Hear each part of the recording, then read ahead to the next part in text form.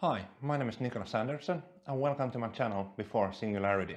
This time I want to speak briefly about robot tax and why I think it's a bad idea. The idea behind a robot tax is that robots would be taxed in the same fashion as humans are taxed when they do their work. The idea has surfaced because we are afraid that robots will take over all our jobs. I understand the concept because it feels actually a bit weird that something that does our jobs would not be taxed at all. And as such, it's a pretty decent idea to have a robot tax so that we get the same amount of government revenue for when robots do the work that humans were usually doing. The first issue there is that what should be considered as a robot. As of now, quite many jobs have already been automated compared to what we used to do, let's say, just 50 years ago or even 200 years ago. And for example, when we send an email, we just click the button there and then the mail goes to the recipient. Before, we would write a letter and send it to the recipient, and there would be a mailman carrying the mail from us to the recipient. And now that all is just taken away and it's managed by the press of a button. As such, I think it's a bit difficult to start thinking about which are the robots that should be taxed. Is it the Android robots that we see around us, or is it maybe even more different automation technologies, for example, the dishwasher, or maybe the robot vacuum cleaner that has been arising in popularity as of late. The second problem with the robot tax is that if we impose a robot tax for companies who want to use robots or different levels of automation, or even artificial intelligence, that might be under the robot tax too, because that essentially also does many of the jobs we have usually made as humans. It would make less interest in putting money into research and development.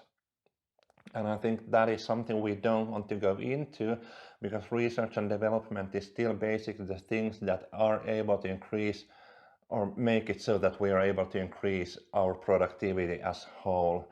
And also with research and development, we tend to get new innovations that produce more value for us humans just in our everyday lives, and also as like productive workers. The third problem, I think, is that the first country or continent that decides to put a robot tax to use will actually lack severely in competitive advantage compared to other countries that don't use it. So for example, if Finland or Europe would take and use the robot tax, I think that most of the production facilities, factories, and actually quite a lot of different work done with the computer is taken away from this area. If the tax is as high as we should tax robots and automated things in the same manner as humans, the tax is actually pretty high. And that would make the scene so that we actually don't want to produce anything in the area, in the only area with the robot tax.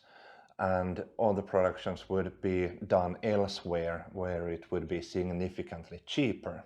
But all this considered, I think that if we end up in the situation where robots take away all our jobs or most of our jobs, and there are many people left without a way of creating a living for them or an income for themselves, I think there's still a reason to find out some way to create enough revenue to create income for the people without a job too. But I don't think robot tax is the way to do it. It might be somehow of more of a production revenue or production outcome tax or something else that doesn't specify if the job is done by a human or a machine. Thank you for watching so far. This was a brief video of what I think about robot tax and why it's a bad idea. Please like and subscribe and comment if you found some ideas to be wrong or if you like something, and also please comment if there is something you would want me to comment on in my future videos. Thank you very much for now. Bye!